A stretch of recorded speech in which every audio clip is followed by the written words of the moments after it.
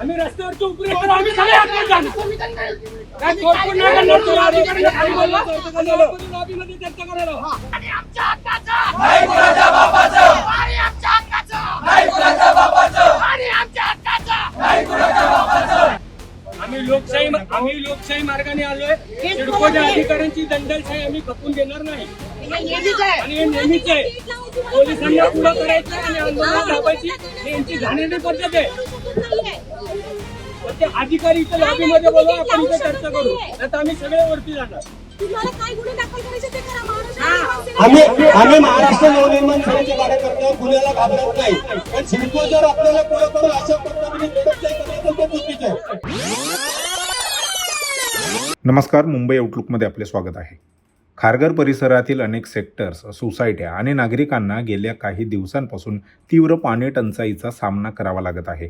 अपुरा व अनियमित पाणी पुरवठा, कमी दाबाने येणारे पाणी तसेच टँकरवर अवलंबून राहण्याची वेळ आल्याने नागरिकांमध्ये तीव्र नाराजी व्यक्त होत आहे. पाणी ही नागरिकांची मूलभूत गरज असतानाही या गंभीर प्रश्नाकडे प्रशासनाकडून अपेक्षित गांभीर्याने लक्ष दिले जात नसल्याचा आरोप करत महाराष्ट्र नवनिर्माण सेनेने खारघर येथील सिडको विभागीय कार्यालयावर धडक देत अनोखे आंदोलन छेडले.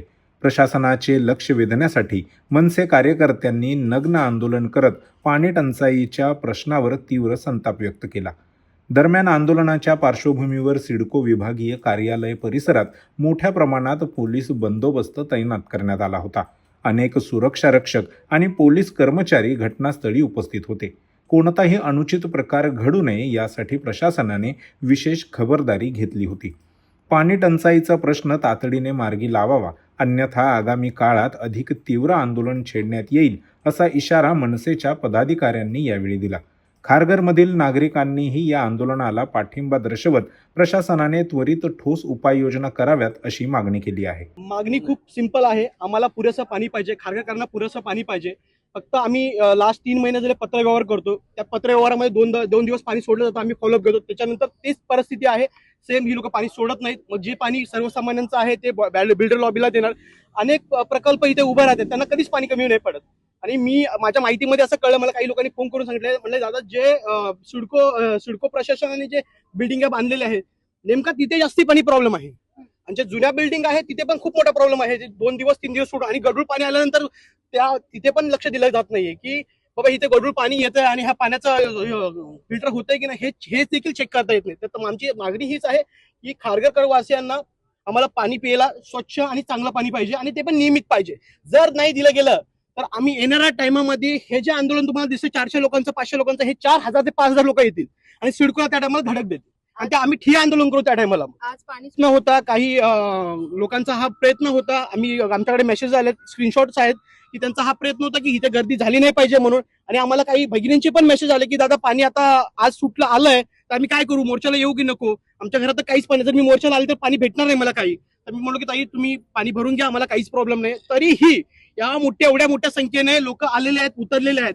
आणि प्रशासनाला मला सांगायचं आहे, जर तुम्हाला जमत नसेल तर पुढच्या खाली करा तुम्ही. सिडकोनी 21व्या शतकातलं शहर म्हणून खारघर हे सगळ्यात मोठं पनवेल तालुक्यातलं आपण बघितलं तर सगळ्यात रिचेस्ट शहर म्हणून या ठिकाणी डेव्हलप केलंय. परंतु गेली 10 वर्ष झालं महाराष्ट्र नवनिर्माण सेनेच्या माध्यमातून ह्या सिडको ऑफिसवरती आम्ही वेगवेगळ्या प्रकारचे आंदोलनं करतोय.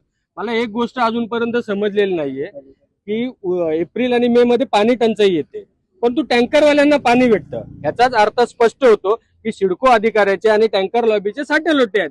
सिडकोच्या अधिकाऱ्यांना टँकरच्या बिलांच्या मागे कमिशन भेटतं, टक्केवारी भेटते म्हणून लोकांना टँकरनी पाणी पुरवता येतं. पण स्वच्छ आणि सुंदर 24 तास किंवा निदान पुरेसं पाणी तरी पुरवायची या सिडकोच्या अधिकाऱ्यांना मला वाटतं लाज देखील वाटत नाही की हे टक्केवारी खाऊन लोकांना पाण्यापासून वंचित ठेवतात. त्याचप्रमाणे खारघरमध्ये मोठमोठ्या प्रकारच्या आणखी बिल्डिंग डेव्हलप होत आहेत. आमची महानगरपालिका आणि सिडको प्रशासनाकडे या निमित्ताने मागणी आहे की जोपर्यंत पाण्याची पुरेशी व्यवस्था होत नाही तोपर्यंत कोणत्याही प्रकारच्या सोसायट्यांना परवानग्या किंवा ओसी देण्यात येऊ नये. प्रशासनाचा नेहमीच प्रयत्न असतो. प्रशासनाला काल कळलं की खारघरमधून अनेक नागरिक या आंदोलनामध्ये महाराष्ट्र नवनिर्माण सेनेचे सहभागी होणार आहे म्हणून आज 1 दिवसासाठी पाणी सोडलंय. माझी आता ह्या सिडकोच्या अधिकाऱ्यांना आपल्या मार्फत विनंती आहे की जसं आज आंदोलन दडपण्याचा प्रयत्न आपण करून पाणी सोडलं, त्याला त्या निमित्ताने का होईना आपण पाणी सोडले ना तर रोज आपण असंच नागरिकांना पुरेसं स्वच्छ आणि सुंदर पाणी द्यावं अशी माझी त्यांना या निमित्ताने विनंती.